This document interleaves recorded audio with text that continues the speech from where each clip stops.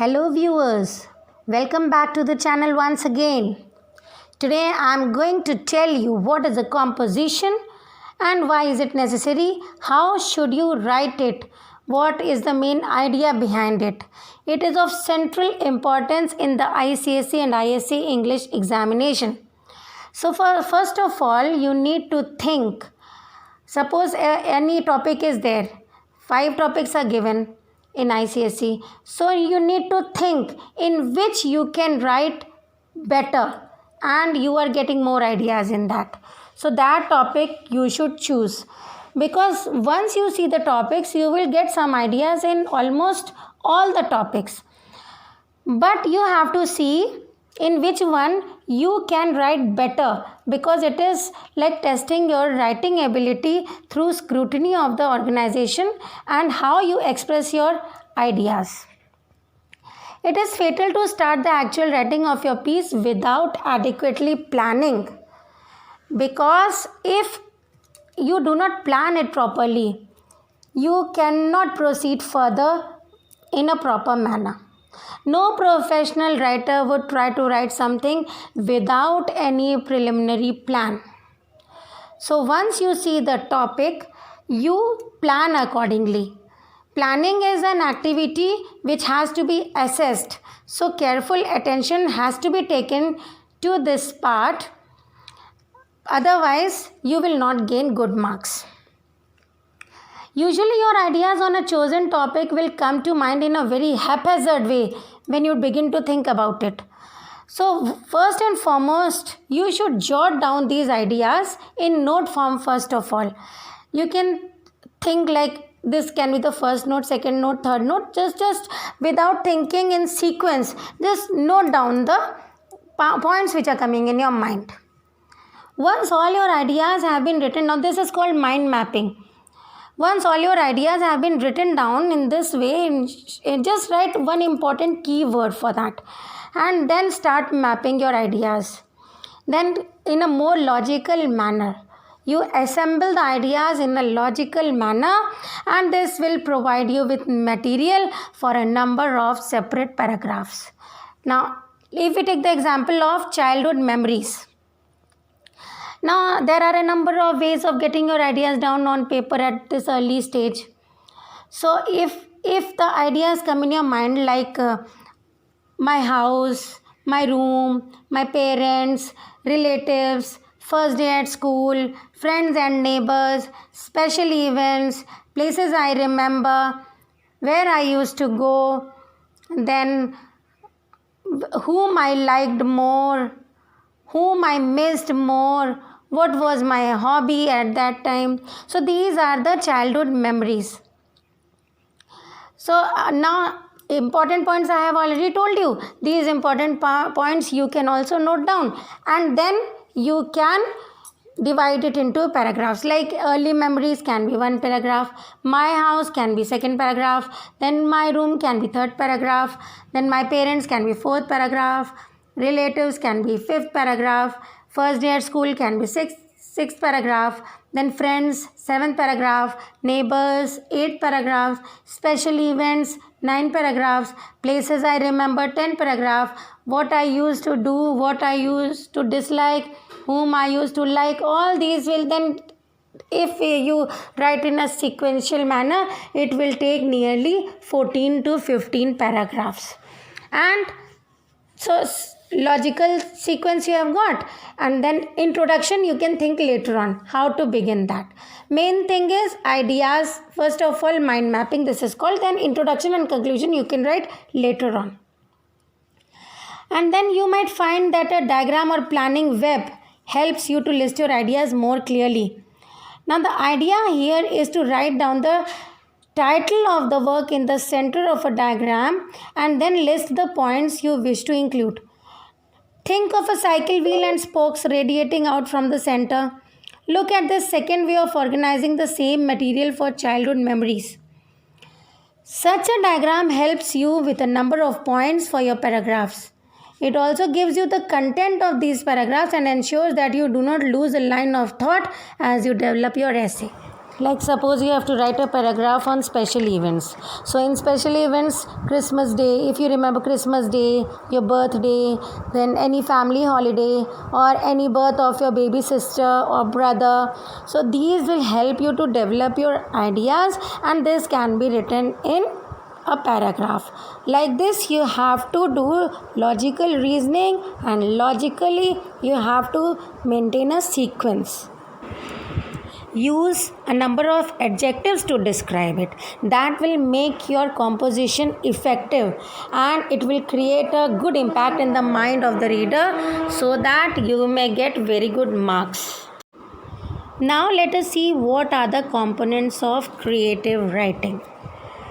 The examiner will assess how effectively you introduce and conclude your essay. From these two things, how effectively you introduce and how you conclude. From these two paragraphs, his overall impression of your work is formed. So it is worth taking a little extra time over them. And then beginning should be very good, conclusion should be very good, and then in between the paragraphs which you write, those are also very important for your structuring skills. The examiner will look at your overall plan, your paragraphs, your sentences within the paragraphs, and he will understand how logical you are. A paragraph, which is a collection of sentences on a particular theme, shows what is there in your mind. When you change the theme, you change the paragraph. A good essay will be characterized, among other things, by evidence of control over ideas and expression through the use of paragraphs. The common fault is sometimes when I check, I see that the common fault is the whole essay is written in one huge paragraph, and the writing is organized into dozens of tiny paragraphs. There is no link only. There is no consistent pattern of layout. Some paragraphs begin below the last word of the last sentence, while others begin at or insert from the margin.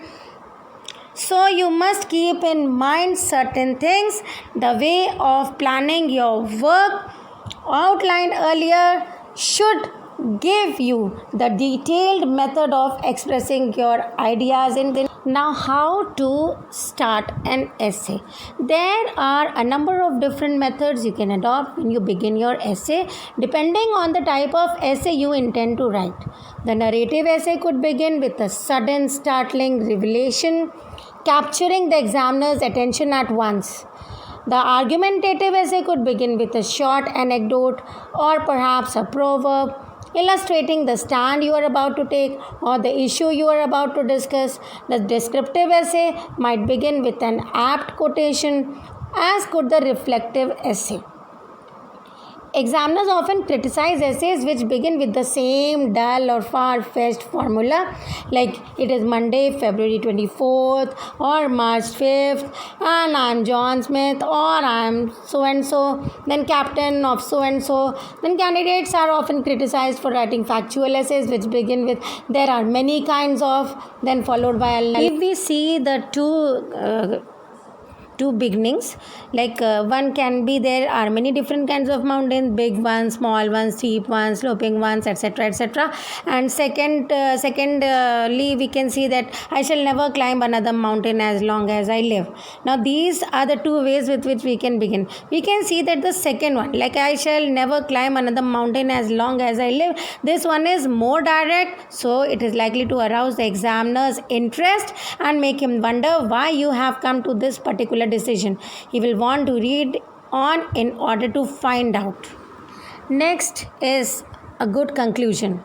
The concluding paragraph of your essay is very, very, very important, because it will provide the final impression that the examiner will have of your work.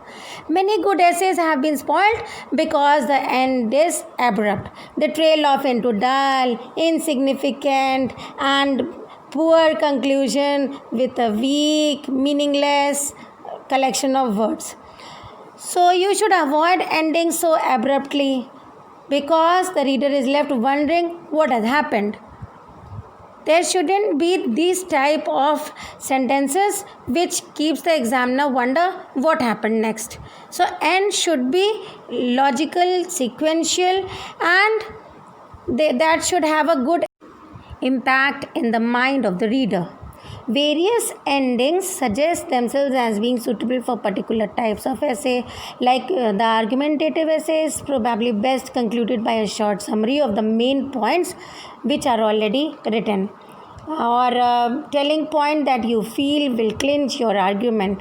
A surprise ending in the narrative essay is always something worth which is like shocking to some thing. The examiner was thinking that the end will be this, but then the end changes. So that should be your aim, so that you may attract the reader till the end. The reader may not deviate, the reader may not feel boring anywhere, and the descriptive essay could end effectively with some general impression of various details already described in the body. If we see that if we see in a reflective essay, in a reflective essay, a good look into the future is always good.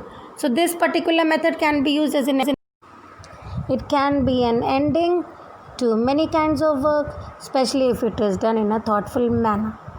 Now for the paragraphs, you need to gain or lose a lot of marks for your structuring skills. So an examiner will be looking at your overall plan, the paragraphs, your sentences within the paragraphs, and what is the theme of your paragraph, whether the same lines are repeated or not. The common fault is that the children usually repeat the lines in one or two different ways. They will write the same sentence in active voice and then in passive voice. This should not occur. These are not effective. Thank you, my dear students.